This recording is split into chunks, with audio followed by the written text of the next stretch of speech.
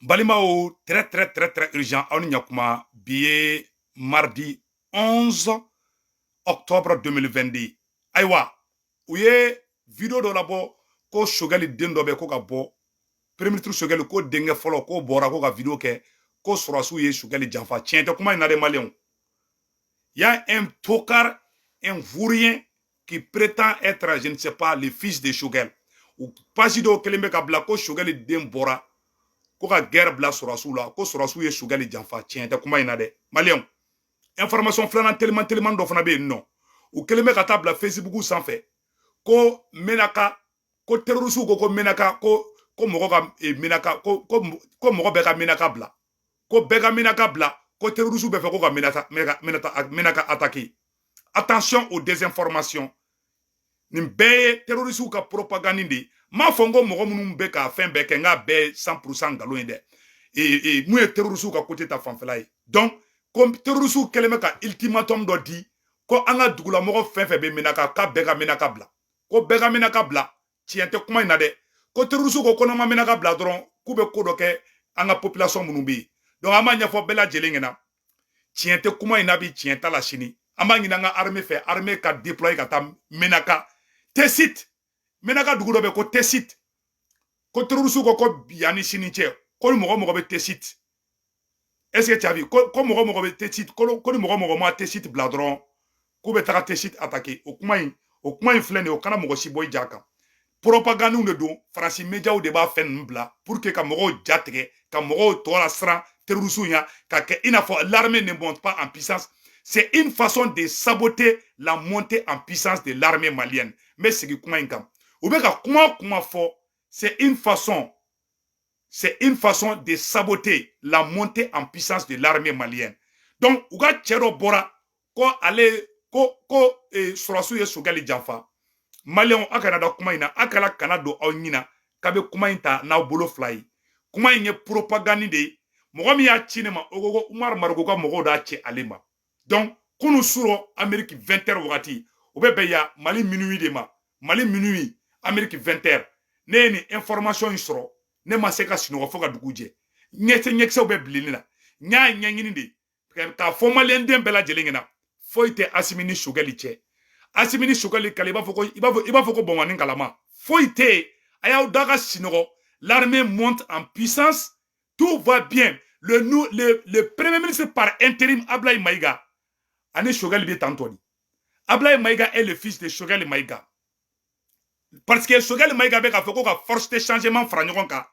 o mandi faso den jugu dɔ bɛ o mandi olu ye. Donc o bɛ fausse information bila. Français ka cɛ dɔ fana bɛ yen nɔ a y'a kɔlɔsi nin cɛ ka Twitter la. Il y a un Français aussi ko Gauthier Pasquet. A ɲɛ tɛ nin cɛ la ko le premier ministre Choguel, le premier ministre de la transition du Mali, Choguel Kokala Maïga vient de rendre sa démission ce mardi par courrier adressé au cabinet du président de la transition. C'est faux et archi faux. Tiens, te kuma ina de a cɛ filɛ nin Français ka média dɔw de bɛ yen nɔ ani minnu bɛ Faransi ka baara la a ɲɛ tɛ a tigi ka tweet filɛ nin donc a y'a kɔlɔsi dɛ tweet dɔw bɛ yen nɔ n bɛ tila ka bila ko Gauthier a tɔgɔ de ko Gauthier a ɲɛ taa tɔgɔ sɛbɛn ne na Gauthier voilà cɛ in tɔgɔ de ko Gauthier donc u bɛ ka nkalon de tigɛ ka panique créer u bɛ taa fɔ sisan ko terroriste wulila ko terroriste ye ultimatum di ko Tessit mɔgɔ ka yen bila a bɛɛ c'est vrai terroriste bɛ se k'a fɔ ani terroriste bɛ se k'a kɛ u tɛ kelen ye donc mɔgɔ dɔw de bɛ ka bɔ ka mɔgɔw kun jatigɛ don o don ni nkalon ye maliyɛn bɛɛ k'i da ka sunɔgɔ an ka armée an bɛ min fɔ armée ɲɛna armée ka hakili to président Assimi Mali avion tilancɛ bɛ bila ka taa Mali ni Niger frontière la Tessit la zone des 3 frontières depuis Assimi yɔrɔ minɛ dɔrɔn Faransi mago bɛ sara terroriste faso de Tessit ye Mali o de minɛ o de ma bɛn terroriste ma u bɛ k'u la bɛn tuguni k'u bɛna Tessit minɛ donc an b'a fɔ an ka armée ɲɛna u k'u jija k'an ka armée fangaba bila ka taa Tessit maliyɛnw n bɛna mun yira aw la cɛ mun bɔra k'a fɔ ko ale ye Choguel den de dɔ bɛ k'a fɔ ko Choguel den Choguel den tɛ dɛ Choguel nin bɛ propagande de la maliyɛn bɛɛ k'i da ka sunɔgɔ a y'a ka vidéo lajɛ. Monsieur, je vous explique les raisons de l'éviction du Premier ministre Choguel Kokala Maïga. En fait, bien avant ses ennuis de santé, Choguel Kokala Maïga était déjà en délicatesse avec les colonels. Je vous explique pourquoi. Lors des assises nationales de la refondation, il y a eu beaucoup d'incompréhension entre... Abe vidéo yede ntena toje nafatala donc nintigi ko polisu be ka recherche kede ko mali polisu ambe mali polisu fo ko mali polisu be ka ni de recherche ke anyete na ni chemu bora ka ni vidéo ke be ba da ni Choguel bolendo ne re ya ye tiara ni Choguel bolendo ne wongo Choguel dende du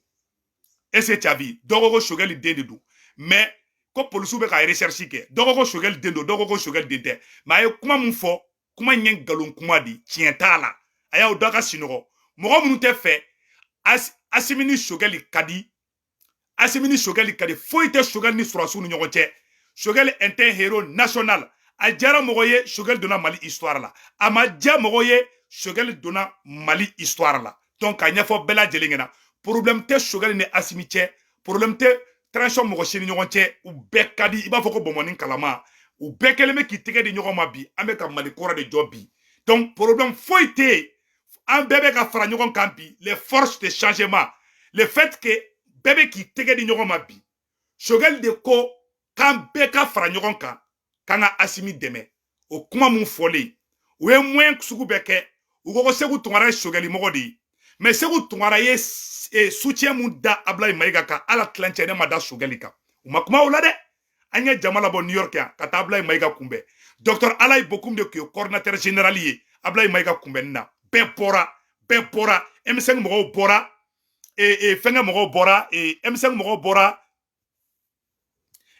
bɔra Yɛrɛwolo mɔgɔw bɔra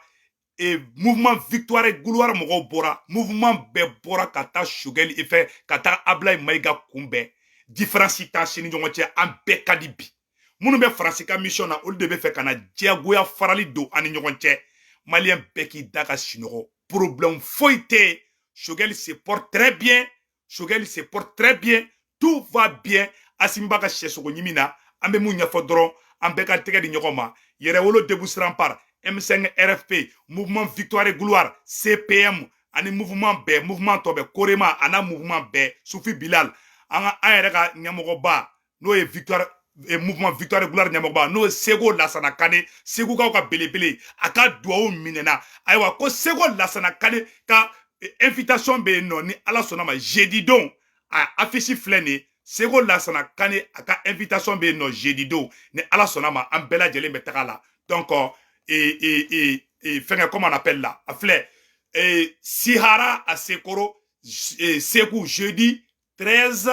octobre 2022 à 7h grande presse chez notre guide spirituel à Missira Ségou 15 octobre 2022 à 20h donc bɛɛ lajɛlen ka ɲɔgɔn sɔrɔ Sego Lassana Kane ka wajulu kɛyɔrɔ la ni jeudi nata in na donc maliyɛn bɛɛ k'i da ka sinɔgɔ Choguel ni Asimi ka di problème foyi tɛ yen ko terroriste ko k'u bɛ taa test minɛ u kana mɔgɔ si bɔ i ja kan donc an bɔra ka nin démenti nin de kɛ minnu tɛ fɛ mɔgɔ ka fara ɲɔgɔn kan Choguel n'i y'a ye transition rectifiée là c'est grâce à Choguel ka Faransi kɔ da dana la c'est grâce à Choguel Choguel den de ye Ablaye Mayiga ye u y'a ye Ablaye Mayiga ni Choguel ka di i b'a fɔ ko bɔnbɔnni kalama Ablaye Mayiga denkɛ fɔlɔ de Choguel Mayiga den de Ablaye Mayiga ye Ablaye Mayiga bɛ Choguel bonya de Ablaye Mayiga b'a fɔ Choguel ma de ko papa a b'a tɛgɛ d'a ma hali Ablaye Mayiga bɛ kuma Choguel fɛ a bɛ ɲɔngiri de Asimi bɛ Choguel wele de ko mon père u bɛɛ ka di problème foyi tɛ yen minnu bɛ Faransi ka mission na a dɔw yɛrɛ kɛ transition dɛmɛbaga ye a dɔw bɛ farali la an ɲɛ bɛ bɛɛ jani na mais an y'o de fɔ danga min donni don Segukaw ye duwawu min don Mali jugu bɛɛ b'a yɛrɛ yira anw tɛ Choguel ko la an bɛ Mali ko de la awa Choguel wo Segu Tunkara wo Alaye Bokoum wo Dr Alaye Bokoum wo bɛɛ le cerveau an bɛɛ bɛ Asimi de kɔ an bɛɛ ye Asimi ka ciden de awa an bɛɛ ka ɲɛmɔgɔ ye Asimi de ɲɛmɔgɔ ye kelen de o ye Asimi de